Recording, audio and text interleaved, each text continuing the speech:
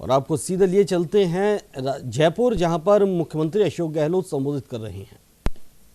आपसे बात करनी चाइना के बारे में, जो कुछ भी हो रहा है देश के बॉर्डर पर, उसके बारे में। आप जैसा आप सबको मालूम है कि 14 के अंदर सरकार बनी थी एनडीए की। आप अपने माइक बंद कर दीजिए और टेलीफोन में बात नहीं करें, आवाज यहाँ तक आ रही है।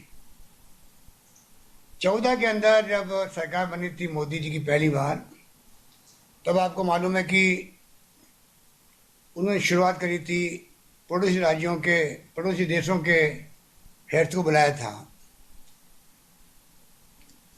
एक अच्छी शुरुआत हुई थी कि ये चाहते हैं कि साउथ एशिया में जो कंट्रीज है उनके राष्ट्रपति प्रधानमंत्री आए, पाकिस्तान सहित। एक शुरुआत हुई। और क्या कारण रहा कि अभी इतने कम अरसे के अंदर आज तमाम पड़ोसी मुल्क के जो मिजाज है वो हमारे खिलाफ हो गए। क्या पाकिस्तान तो है ही पहले से ही, जहाँ पर मोदी जी गए थे वहाँ पर अचानक ही बिना इतला के किस लिए गए थे आपको मालूम है। श्रीलंका में, नेपाल जो हिंदू राष्ट्र कहलाता था, आज वो पूरी तरह चाइना के प्रभाव में है और आज वो हमारी ज़मीन पे वो भी कब्जा कर रहा है। तो इस प्रकार से जो पड़ोसी मुल्क के जो सोच थी, ऐसा क्या हुआ कि मोदी जी ने दौरे भी किए, पाकिस्तान के भी किए और नेपाल के भी किए, अपनी लोकप्रियता को सबके सामने रखा, दिखाया, और थी सामने भी आ रही थी। तो क्या कारण है आज सब मुल्क हमारे खिलाफ हो गए। और चाइना की इतिहास तो आपको मालूम है कि शुरू से ही, जब से हम आज़ाद हुए हैं, 62 से ही वो जिस रूप में 62 की वार हुई थी, उसके बाद लंबी हिस्ट्री है। चाहे वो 67 में लड़ाई हुई हो, चाहे जब कभी पाकिस्तान के साथ लड़ाई हुई 65 की या 71 की, तब भी पाकिस्तान का साथ दिया चाइना ने। पर आज ये समझ के परे है कि प्रधानमंत्री जी जो जिस प्रकार से रिश्ते रखे चाइना के साथ में, जब वो मुख्यमंत्री थे तब भी 4 बार गए चाइना, और प्रधानमंत्री थे तो 5 बार गए। और वैसे उनकी मुलाकात 18 बार हुई है चाइना के प्रीमियर के साथ में, एजेंट के साथ में। और झूला भी झूले थे, आपको याद है, अहमदाबाद के अंदर झूला जोड़े थे, तब भी वहाँ झड़पें चल रही थी बॉर्डर पर। तब नरेंद्र मोदी जी को समझ आना चाहिए था कि मैं इनको झूले झुलवा रहा हूँ यहाँ पर अहमदाबाद में, और वहाँ झड़पें हो रही है, तो इनकी मंशा क्या है। वो मंशा समझ नहीं पाए, बार बार जाते रहे चाइना। और आज जो कुछ भी बॉर्डर पर हुआ है, वो क्या कारण हो सकता है, उसको बताना चाहिए प्रधानमंत्री जी को, देश को। और जिस रूप में विपक्षी पार्टी की मीटिंग के दौरान उन्होंने कह दिया कि चाइना हमारी ज़मीन पे आया ही नहीं है, ना हमारी कोई चौकी पे कब्जा है, वो उन्होंने ब्लंडर किया है। और पूरे चाइना के अंदर देश के पहले प्रधानमंत्री हैं मोदी जी, जिनके वक्तव्य का स्वागत हुआ है। वहाँ की मीडिया ने भी, मैंने चाइना बात करी वहाँ पर, मालूम पड़ा कि आगे मीडिया में प्रधानमंत्री जी के वक्तव्य का स्वागत हो रहा है। वहाँ की सरकार स्वागत कर रही है, क्योंकि जो चाइना चाहता था उसका सर्टिफिकेट हमारे देश के प्रधानमंत्री जी ने जाने अनजाने में दे दिया, जिसकी जरूरत नहीं थी।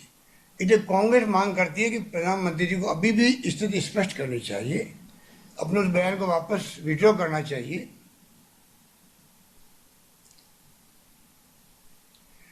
आज भी देश चाहता है कि LAC, line of actual control जो है, उसकी स्थिति क्या है वो बताना चाहिए। ये देशवासियों का हक है जानने का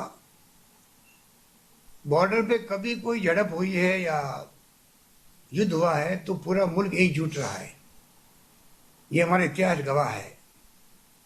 तो क्या कारण है कि इस बार जो है, इस बार जिस रूप में स्थिति बनी है, इतने दिन होने के बावजूद भी 14 जून का आसपास की घटनाएं हैं, 15 जून की है, आज तक देशवासियों को मालूम नहीं है कि वास्तव में कितने सैनिक मारे गए, कितने सैनिक चाइना के मारे गए, कितने घायल हुए, कितने क्षेत्र पे कब्जा किया हुआ है चाइनीज का, क्या वहाँ स्थिति है, कितना कंस्ट्रक्शन हो रहा है अथवा नहीं हो रहा है, कोई देश को मालूम नहीं। ये स्थिति जब बनती है तो देश में एक चिंता का विषय बनता है। क्या प्रधानमंत्री जी की नैतिक जिम्मेवारी नहीं है कि वो तमाम मुल्क को विश्वास में ले? और जब कभी मैंने कहा घटनाएं हुई तो पूरा मुल्क एकजुट रहा। आज भी विपक्षी पार्टियां बिना कोई शर्त के एकजुट है प्रधानमंत्री जी और सरकार के साथ में। पर जो मैं क्वेश्चन कर रहा हूं, मैं समझता हूं ये तो हक है पूछने का देशवासियों को भी वास्तव में स्थिति क्या। आज जो आधुनिक भारत है, सैन्य बल हमारा है, आर्मी है, एयरफोर्स है, नेवी है, वो दुनिया के सुपर पावर के मुकाबले की है। 74 में इंदिरा गांधी ने एटॉमिक एक्सप्लोजन किया था पोखरण के अंदर, सबक सिखाया, पाकिस्तान को 2 टुकड़े कर दिए और पाकिस्तान की जो स्थिति बनी दुनिया जानती थी। किस प्रकार लोहा लिया इंदिरा गांधी ने, बांग्लादेश का उदय हो गया, अमेरिका का 7वां बेड़ा आता है तो रास्ते में रुक गया। वो हिंदुस्तान है। और आज 70 साल में हम आधुनिक हथियारों लैस है, हमारे पास सब कुछ है, एटॉमिक पावर है, मिसाइल्स है, आधुनिक तोपें हैं। बोफोर्स गन तो जब चलाई गई थी कारगिल के अंदर तो राजीव गांधी जिंदाबाद के नारे लगे थे, जिसको लेकर राजीव गांधी को बदनाम किया गया। ये तमाम इतिहास आपके सामने है। तो प्रधानमंत्री जी क्यों हिचक रहे हैं वास्तविक स्थिति बताने में? गलवान वैली में कहाँ तक कंस्ट्रक्शन कराई गई है, ये क्यों नहीं बता रही है और छिपाना क्यों चाहती है? मुख्य रूप से तो बात यही थी।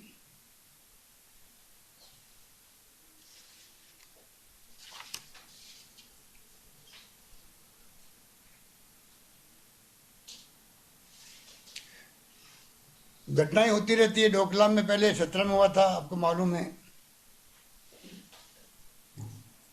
देवसंग में एक वैली है, वहां पे भी 2013 के अंदर यूपीए गवर्नमेंट थी तो उस वक्त भी भगाया चाइनीज को। चूमर में 14 को जब मोदी जी जीपिंग के साथ में अहमदाबाद में मैंने कहा झूला जोड़े थे, तब वहां पर हाथापाई हो रही थी।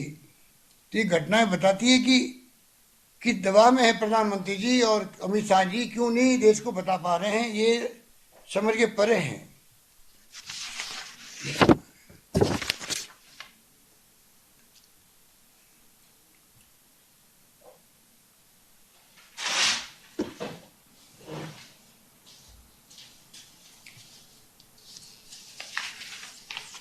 बोल दिया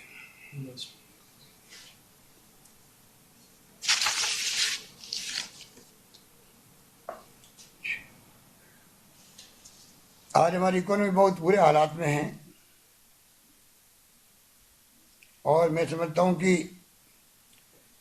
क्या सोच के चाइना ने ये हरकत की है, इसका विश्लेषण होना चाहिए केंद्रीय सरकार में, पीएमओ के अंदर, विदेश मंत्रालय के अंदर, कि बिना कारण के इतनी बड़ी घटनाएं क्यों हो गई।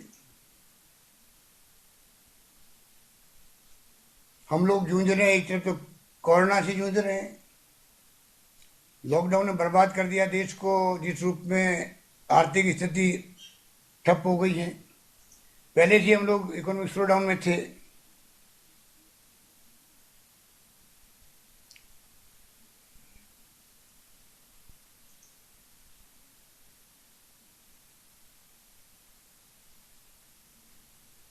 Thank you.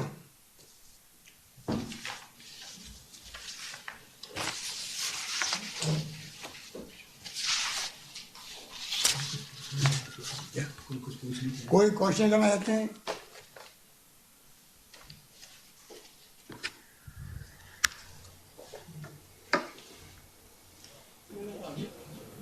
हाँ सुशांत जी पूछिए। सर नमस्कार।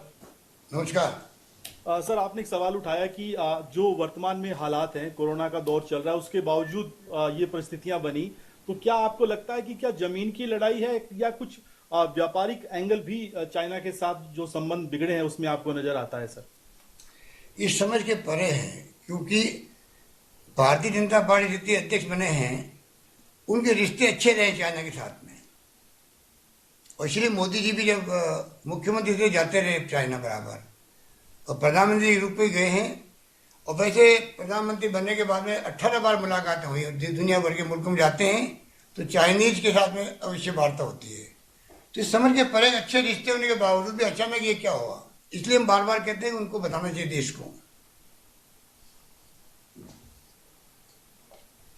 इतना बड़ा मार्केट मिला हुआ है हिंदुस्तान में चाइना को, उसके बाद में भी हरकत की गई है, तो क्यों की गई है? नरेश जी पूछिए आप अपना सवाल। हाँ सर नमस्कार, मैं नरेश हूँ फर्स्ट इंडिया न्यूज से। नमस्कार भाई। मेरा सवाल ये है कि प्रधानमंत्री चीन मुद्दे पे कुछ बोल रहे हैं और रक्षा मंत्री कुछ अलग बोल रहे हैं, तो आपको लगता है कि दोनों में ही जो समन्वय की कई कमी है और बयान एक जैसे सरकार की तरफ से नहीं आ रहा है? देखिए, ये क्या है कि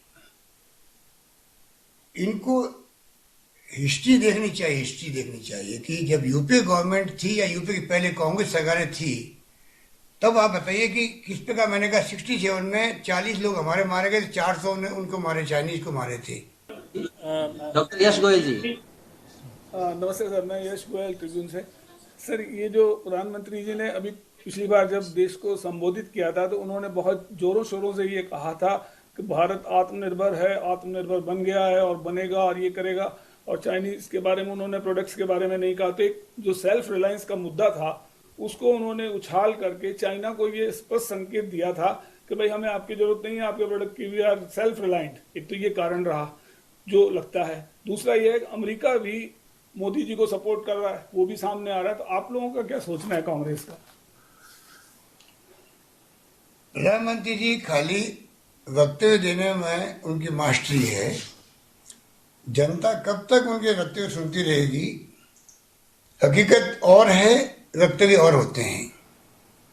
अच्छा वक्ता अलग बात है होना, और देश को आप किस प्रकार गवर्न कर रहे हैं, किस प्रकार सीमाओं की रक्षा कर रहे हैं, किस प्रकार इंटरनेट सिक्योरिटी को मजबूत कर रहे हैं, किस प्रकार इकोनॉमी को आप अच्छी दिशा में ले जा रहे हैं, मजबूती की तरफ ले जा रहे हैं या कमजोर कर रहे हैं, किस प्रकार कोविड का मुकाबला कर रहे हैं, ये भी तो जनता देखना चाहती है और देख रही है। अमेरिका ने दोस्ती की, पूरे विश्व के अंदर सब जगह दोस्ती करके आए प्रधानमंत्री जी, आज क्या हो गया? उनकी पोल खुल रही है। अमेरिका क्या कर रहा है आपके साथ में, दिसंबर में क्या करेगा सबको मालूम है। इसलिए मैं समझता हूं कि जो हालात हैं बहुत गंभीर हैं और उसको गंभीरता लेना चाहिए, और विपक्षी पार्टी को दोष नहीं देना चाहिए कि देखिए ऐसे वक्त में भी सरकार का साथ नहीं दे। सरकार का साथ दे रही है, पॉलिटिकल पार्टी हैं, पर क्या पॉलिटिकल पार्टी का धर्म नहीं है कि जनता की भावनाओं को रिप्रेजेंट करे? वो जनता की भावनाओं को रिप्रेजेंट करना ही विपक्ष का मूल भावना होती है, मूल काम होता है, और वो करने में कांग्रेस पीछे नहीं। राहुल गांधी ने जिस रूप में क्वेश्चन किए हैं उनका जवाब देना ही चाहिए, मोदी जी को भी, उनकी टीम के लोगों को भी। ठीक है, चलिए आप सभी का बहुत बहुत धन्यवाद। बहुत बहुत धन्यवाद, आप सबका धन्यवाद। कोरोना वायरस है क्या?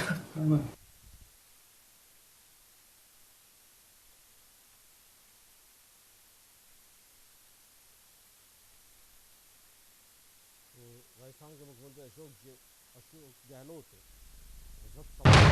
प्रेस कॉन्फ्रेंस को, जिसमें उन्होंने बीजेपी सरकार पर जमकर निशाना साधा, चीन के मुद्दे को उन्होंने उठाया और सवाल पूछा कि स्थिति क्लियर क्यों नहीं कर रही है बीजेपी, क्यों इस पर बात नहीं कर रही है बीजेपी। उन्होंने पत्रकारों के सवालों का जवाब भी दिया।